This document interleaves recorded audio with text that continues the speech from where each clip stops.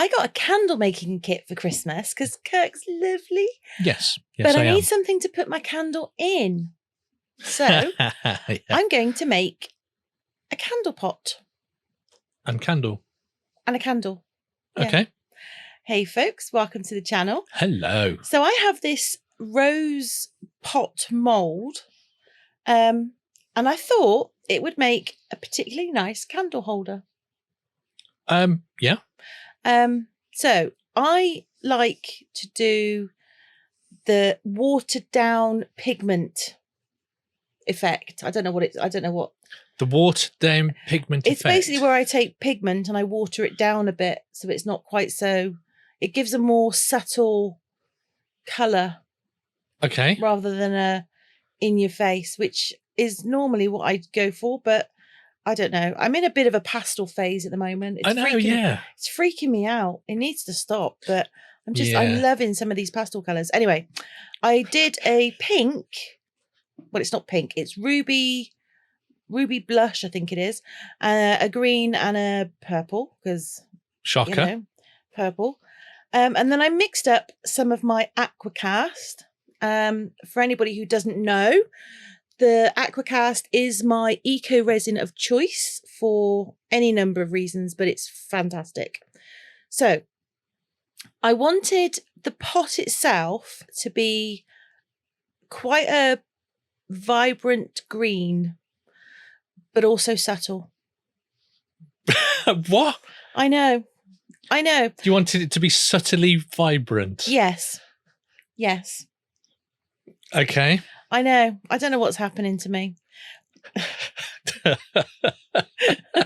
No. I was in two minds whether or not to go for a vibrant green or a subtle green. So you went for both. And I kind of went for somewhere in the middle. And this is quite the green. It's a very sort of springish. Made me think of spring. Looks more like a pea green. It's not pea green. Oh. Blech. I don't own a pea green, thank you very much. And no, I shall not be. It's more of a sort of, it's a very yellowy green, which just always makes me think of spring. Okay. I don't know why, but it does. And then I wanted a few bits of darker green running through it, but that didn't quite. No, I don't know. You'll see. You decide. Yeah, I wanted a little bit of a very subtle marble, but I feel I may have gone a bit too subtle. Oh, okay. But I don't know. You decide. So when you're dripping in there, it's just because. So normally when you've done it before, you've actually put a drop, a drop in there. But that's really watered down. Yeah. So that's why. Okay. And then I just give it a little whisk. Sort of, a little whisk at the top, just to kind of give it a bit of a swirl. A swirl at the bottom. That you're not going to see. I'm going to see it. This is for me. This is mine. I know. I will know it's there. Okay. Listen.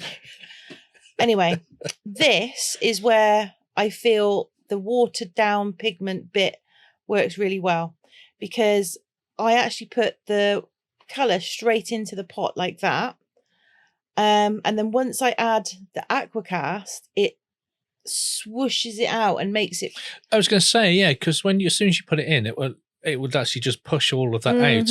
Yeah. So putting it into those actual fine details, does it actually stay in there? It does, but it also brings it out.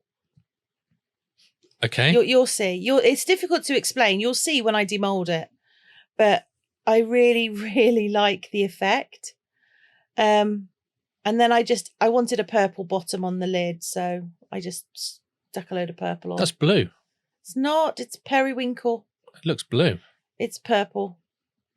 Rest assured, it is purple. Okay. It's a bluey purple, but it's a purple. Looks more blue than purple. That looks blue. It's not. It's periwinkle. Okay. I'm gonna go with you there, but it looks blue to me. Well, okay, but you're wrong, and that's all you need to know. Mm-hmm. Okay.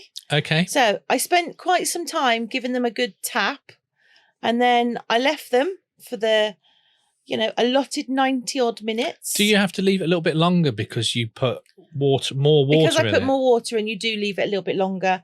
I'm not particularly great at demoulding bang on the 90 minutes, if I'm honest. No. Unless it's a piece I'm specifically waiting for. But yeah, I generally make them and then I'll go off and do something else, do other things, and then I'll come back to it. So this is the demould. It is. And I really struggled a little bit to get it out. But look at, I love that colour. It's a nice green. It just makes me think of spring. I don't know why, but it does. Unfortunately, you don't really get the benefit of the marble effect, but it's there, but it's really, really faint. You know it's there. No, you can see it. It doesn't show on the camera, but you can see it, but it is very, very faint. So that looks blue. Still looks blue. It's not. It's purple. It's like an indigo. It's a periwinkle. Mm-hmm. So. Okay. Periwinkle. Anyway, so this is the lid. Oh. I know, it's very exciting. But this, I thought, if I ever turn it over, I thought worked out really, that really looks well. That's a really good effect. Now, do you see how I mean? How it sort of it gives you that subtle gradient from the petals. And that's what I wanted. So I was really pleased with how that turned out. Yeah. And that is the candle pot. It is. Well, you've got to wax it and stuff, haven't you? So there's a little bit to do. Wait, I've got to be patient because I've got to, you've got to wait for it to dry out and then you've got to wax it. Yep. And it's important to seal it before you make the candle in it, simply because if you don't, the wax will leak out. Yes. Soak into the candle. And I would just like to say thank you to our Glitterati members for supporting us. You are all legends. Indeed. And you get an extra special. Thank you very much. Which is not creepy or cringy. Oh, yes. I made the mistake of saying that was cringeworthy. And a lot of people have advised me it's not. Yes. I'm feeling the love today. There is no living with him today. Honestly, you have no idea the monster you have created. It's real. It's real. Anyway, so this is a couple of days later when the pot is fully dried out, and then I give it a really good waxing. Yep. And I used the very last of my Clark's Stone and Concrete wax. The nice smelling one. The very nice smelling one. It smells orange, isn't it? Is it orange? It's citrus, yeah. Yeah, but it's the last bit, so that's it. And then I thought, because this pot has got little leaves on the outside, I thought I might put a little bit of gilding wax on it, just to highlight them a little bit. Now, you waxed it and then put this on? Yes, because it's wax, darling. It's wax on wax. Okay. Wax on, wax on. So could you also do that first and then wax over the top of it? If you really wanted to, but I don't choose to do it that way. I choose to do it this way. I was just wondering why you did it that way, that's all. That's how I like to do it. That's how I do it. But you could do it the other way if you were so wished. A crazy person. So why didn't you do it that way?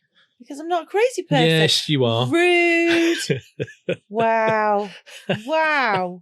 Anyway, back to my video. Okay. Once I'd done my gilding wax on all the little leaves, I put some cork feet on it because, I feel that cork feet just gives it that little bit of finishing. Little zhuzh. It zhuzhes it a little bit. And it also doesn't damage the unit that we're going to put it on. Exactly. So this is the bit I've been waiting for since Christmas. So I have my pot. I've got my wax melting thingamajiggy. I don't know what it's called. It's a wax melter. It's a wax melter, which Kirk kindly got me to go with the candle set. Yeah, because you were going to stand over the cooker and do it. Yeah, and standing for any length of time causes me quite a bit of pain. So he got me the plug-in wax melter. So in the set that I got for Christmas, I got a bunch of wicks. Yeah. That is what you'd put on a pan and do over the cooker, which I don't need because I have a plug-in one. I've got some colours, and I've got some nice little tins, which, you know, I could have just done the candles in the tins, but I wanted to have a 100% homemade candle. Yeah. And I've always said that rose pot would make a really nice candle holder. And it does. And it does. Yeah. Yes, it does. So he there's also some fragrances, which he kindly got me. And then he got me some extra fragrances on top because one of them has got the smell of sweet pea.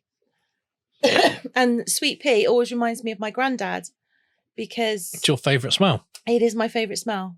Well, that and jasmine is my favourite smell. But sweet pea always reminds me of my granddad because he used to grow them in his greenhouse. And they were really, really pretty. And you'd go in his greenhouse and it would just smell of sweet pea. And it always reminds me of him. So that's what I decided I was going to do. So the first thing that you do with these sorts of machines, now everyone's different. And the instructions, I don't feel that the instructions that it came with were as comprehensive as they could have been. No, so I did have a look at the website, and what it does, you set the temperature you want it at, but it heats it up to 120, melts it, keeps it there for about 15 minutes, and then it slowly reduces it to the temperature that you have set it at, so that you can then put in your colour or your fragrance. Yes, yeah. So there was a lot of pacing while you were waiting for it to cool. There was massive amounts, but if you've ever made candles, you'll know the first time you make them, it's a bit kind of, what? Because it's something new. Yeah. Something new, something I've never done. But I really did enjoy it. It's if you've never tried candles, give it a go because it's good fun. Yeah. I think one thing that I would say is if anyone was considering making candles and selling them, certainly in the UK, I don't know about other countries, but certainly in the UK, to sell candles, you have to have testing and licensing. You have to send them off to be tested or something. Yeah, there's all sorts of rules and regulations. So this, like I say, this candle is just for me. I wouldn't, if you're going to sort of sell make them to sell, even if it's just a market or whatever, make sure that you do your research because it's not just a case of make a candle and sell it. Yeah. There's a lot to it. So this was about an hour later after all your pacing and faffing. Yeah. So I've put in a little bit of fragrance. I don't think I put in enough, but I've since found out I can put in up to 6% and it will work beautifully. Yeah. So the next ones that I do will be a lot better. Yeah. But I think for my first ever candle, I think it was a good...